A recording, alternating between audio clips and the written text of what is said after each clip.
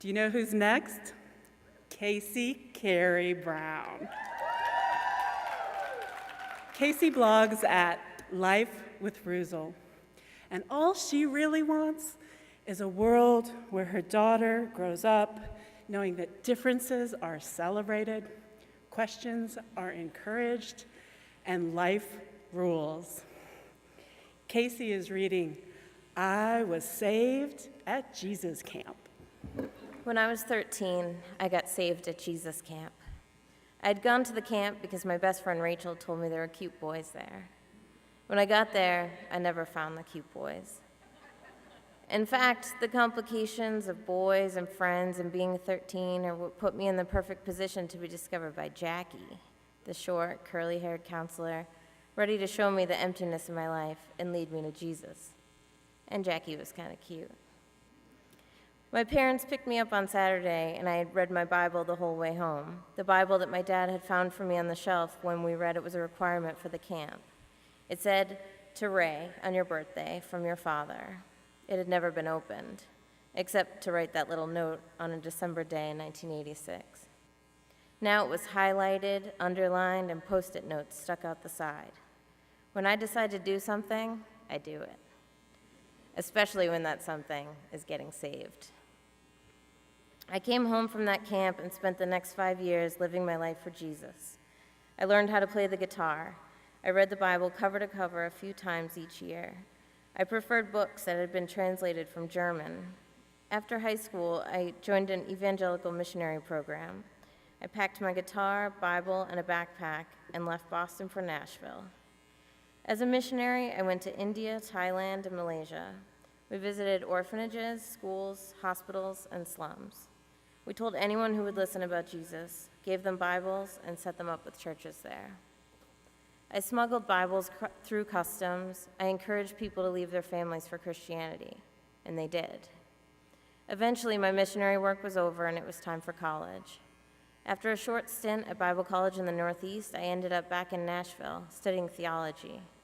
While writing at a local coffee shop between classes, I started meeting people who soon became my friends, people who challenged me in a new way.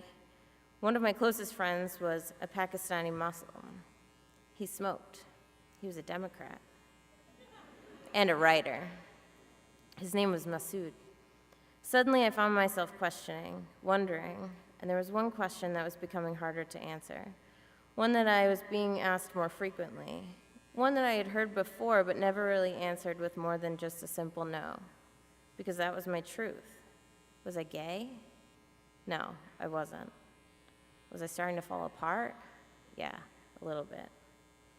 I began wondering if the complication in my life wasn't really complication at all, if it was really just this big, exhaustingly wonderful fight against who I really was, that perhaps it was time for me to just let that go and find myself, whatever that might mean. It was a process, a complicated process. One night I dreamt about my friend Caitlin. We were at a party and I introduced her as my girlfriend. I woke up in a panic. Not a panic to defend myself, but a panicked realization that though Caitlin was not actually my girlfriend, I'm definitely gay. Fuck.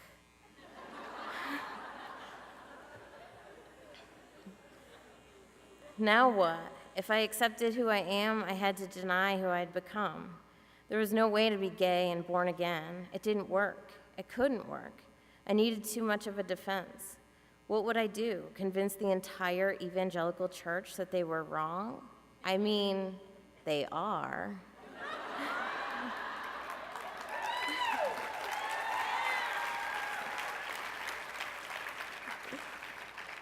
But who am I to be listened to? And they certainly wouldn't want to hear it from a woman, a gay woman. I had friends, lots of them, Christian friends, from my church, from my missionary group, from my theology major. I was the encourager. I was the first one there on the phone or on their doorstep with music or to lead them in prayer. If I accepted that I am gay, I had to not only walk away from all of that, but I would also have that door slammed in my face. And I was right. I eventually came out in 1999. I was kicked out of my church. I was the youngest member of that church, the first woman to ever preach in the church's history when I was only 17. I was a Sunday school teacher, a Bible study leader, and a leader in the youth group, and they wanted me out. One of the elders told me he wouldn't even share a meal with me until I admitted that I was living in sin. He wouldn't even break bread with me. Here's what I know. I know it's about so much more than just a Chick-fil-A sandwich. It's about who's welcome at the table. Thank you.